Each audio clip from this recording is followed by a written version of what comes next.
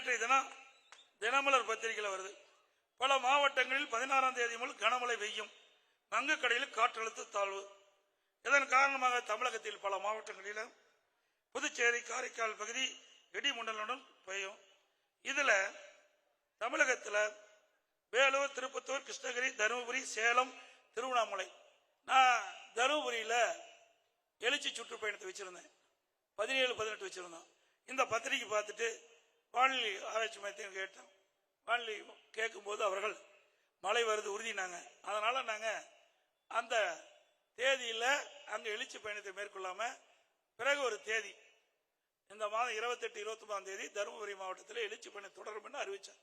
உடனே இன்னைக்கு பத்திரிகையில எடப்பாடி பழனிசாமி மத்திய உள்துறை அமைச்சர் சந்திக்கிறார், பேச்சுவார்த்தை நடத்துகிறார், உள்கட்சி பிரச்சனை தீர்க்கிறார். பத்திரிகையாளர்களே, அனைத்து இந்திய அண்ணா திராவிட முன்னேற்ற கழக கட்சியை எவராலும் கொண்டு பண்ண முடியாது. சொல்றேன், எழுதிக்க. எங்களுக்கு ஆட்சி அதிகாரம் இருப்பதை விட தன்மானம் தான் எங்களுக்கு முக்கியம். அது ஒரு முள் இம்மியளவு நான் விட்டு கொடுக்க மாட்டேன். சில பேரை கைக்கூலியாக வைத்துக் கொண்டு ஆட்டம் போட்டு இருக்கிறீங்க. அதுக்கு விரைவில் முடிவு கட்டப்படும். சில பேர் அனைத்து இந்திய அண்ணா திராவிட முன்னேற்ற கழக ஆர்சி கவிழ்ப்பதற்கு எதிர்த்து ஓட்டு போட்டாங்க. மன்னிச்சு அவர்களை அரவணைத்து துணை முதலமைச்சர் கொடுத்தோம், உயர்ந்த பதவி கொடுத்தோம். மீண்டும் அவர்கள் திருந்த பாடில்லை. புனிதமாக அண்ணா திமுக கோயிலாக இருக்கின்ற அந்த தலைமை கழகத்தை அடித்து நுரைக்கி மற்றவர்களை கட்சியில சேர்த்த வேணுமா? அது தொண்டனுடைய சொத்து. தலைமை கழகம் தொண்டனுடைய சொத்து. நீங்க போய் அடிச்சுட்டு இருக்கணும், அவரெல்லாம் கட்சியில சேர்த்திக்கணும். இன்னொருவர் நம்முடைய அனைத்து இந்திய அண்ணா திராவிட முன்னேற்ற கழக ஆட்சி கவிழ்ப்பதற்கு 18 பேரை கடத்திட்டு போனீங்க எம்எல்ஏ. அவர்கள் கட்சியில சேர்த்து இதெல்லாம் யார் ஏற்றுக்கொள்வது? நான் தொண்டனாக இருந்து உயர்ந்திருக்கிறேன். எனக்கு உறுதியான எண்ணம் உண்டு, உறுதியான மனநிலை உண்டு. எதற்கும் அஞ்சாத ஆட்சி.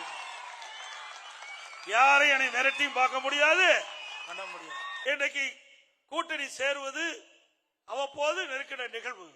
தேர்தல் நேரத்திலே கட்சிகள் வெற்றி பெற வேண்டும், எதிரிகளை வீழ்த்த வேண்டும். அதுக்கு தகுந்த அரசியல் வியூகம் ஏற்படும். அந்த அடிப்படையில் நம்ம கூட்டணி அமைக்கிறோம். இதே திமுக கூட்டணி வச்சதில்ல. 1999ஆம் ஆண்டு பாரதிய ஜனதா கட்சியோட கூட்டணி வச்சாங்கல்ல. 2001ஆம் ஆண்டு சட்டமன்ற தேர்தலில் கூட்டணி வச்சாங்க. அப்பெல்லாம் அவர்கள் பேசல. இப்பொழுது அனைத்து இந்திய அண்ணா திராவிட முன்னேற்ற கழகம் கூட்டணி வைத்தவுடன் பயம் வந்துவிட்டது. நடைபெற்ற தேர்தலில் தோல்வியுற்றுவோம் என்று பயம் வந்துவிட்ட காரணத்தினாலே இன்றைக்கு ஏதோ பேசிக் கொண்டிருக்கின்றார்கள். எதற்கும் கவலைப்படுவதில்லை. இன்று வரை மத்தியிலே ஆளுகின்றவர் நமக்கு எந்த தொந்தரவும் கொடுக்கவில்லை. நாம் கேட்பதை கொடுத்தார்கள். இல்லை என்றால் 63,000 கோடிக்கு இன்றைக்கு மெட்ரோ ரயில் கட்டம் வருமா? எவ்வளவு திட்டம், கொஞ்சம் நஞ்சம் திட்டம் அல்ல. நடந்தாய்வாளி காவிரி 11,500 கோடி இன்றைக்கு விடுவித்திருக்கின்றார்கள். இன்றைக்கு மேட்டூர் அணையிலிருந்து வெளியேறுகின்ற காவிரி நீர் கடலிலே கலக்கின்ற வரை இரு கரையில் இருக்கின்ற அசுத்த நீர் நதியிலே கலக்குவதை சுத்தப்படுத்தி அதற்காக 11,500 ரூபாய் நான் முதலமைச்சர் பாரத பிரதமர் இடத்திலே கோரிக்கை வச்ச இன்னைக்கு நிறைவேற்றி அதற்கு நிதி ஒதுக்கீடு செஞ்சிருக்கிறாங்க. பல திட்டங்கள், பல தேசிய நெடுஞ்சாலைகள் நாம எழுதி கொடுத்ததெல்லாம் போட்டாங்க. இன்றைக்கு வேண்டுமென்றே திட்டமிட்டு திராவிட முன்னேற்ற கழக அரசு இன்றைக்கு அரசியல் காழ்ப்புணர்ச்சியின் காரணமாக விமர்சனம் செய்து கொண்டிருக்கிறார் என்பதை மட்டும் இந்த நேரத்தில் தெரிகிறது. அதே மாதிரி இந்த பத்திரிகை, எல்லா பத்திரிகைக்கும் திமுக அடிமையாகிவிட்டது என்றுதான் எனக்கு தோன்றுகிறது. ஒரு சில பத்திரிகை தவிர திமுக காரரை பத்தி ஏதாவது போடுறாங்களா சொல்லுங்க பார்க்கலாம். எல்லாம் ஜாலரா போடுறாங்க. பயம். ஏன்னா வீட்டுல வந்து சாக்கடை ஊத்திடுவாங்களே என்னமோன்னு. அண்ணா திமுக காரன் நல்லவன், எதுவும் செய்யறது இல்ல, அதனால எப்படி வேணாலும் போட்டுக்கலாம்னு போடுறாங்க. இதே தினமலர் பத்திரிகை ஒரு காலத்துல மிக பிரம்மாண்டமா இருந்தது. ஆனா இன்றைய தினம் தலைகீழாக மாறிவிட்டது. வேண்டுமென்ற திட்டமிட்டு ஆளுகிட்ட கட்சி இருக்கின்ற பொழுதும் நம்மளை வசைப்பாடினார்கள். எதிர்கட்சியா இருக்கின்ற பொழுதும் நம்மை பற்றி விமர்சனம் செய்கிறார்கள். எதிர்கட்சியில் விமர்சனம் செய்யறதுக்கு என்ன இருக்குது? எடப்பாடி பழனிசாமி இவரை அனுசரிக்கல. அவர் யார் உழைக்கிறாங்களோ அவரை தான் அனுசரிப்போம். வெட்டி பேச்சு பேசிட்டு இருக்கலாம், இடம் இல்ல, உழைக்கின்றவர்களுக்கு தான் இடம். மாண்பு அம்மாவில் தெளிவாக சொல்லிவிட்டு சென்றுக்கிறார். அற்புதமா சட்டமன்றத்தில் பேசுறாங்க. எனக்கு பின்னால் 100 ஆண்டு காலம் அண்ணா திமுக தொடரும். சில பேர் அண்ணா திமுகவை அடமான வைக்க பார்க்கிறார்கள். அதிலிருந்து அண்ணா திமுகவை காப்பாற்ற அத்தனை பேரும் நாம் துணிந்து நிற்க வேண்டும். நிற்பீங்களா?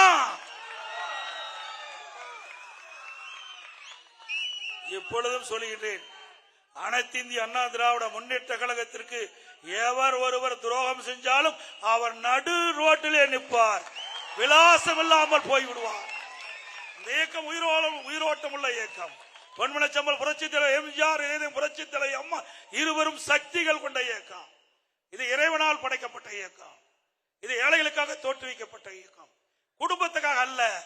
இந்த அரசாங்கம் யார் வேணாலும் அண்ணா திமுக கட்சியிலே உயர்ந்த இடத்துக்கு வர முடியும். நான் ஒரு கிளை செயலாளர் இருந்தேன்.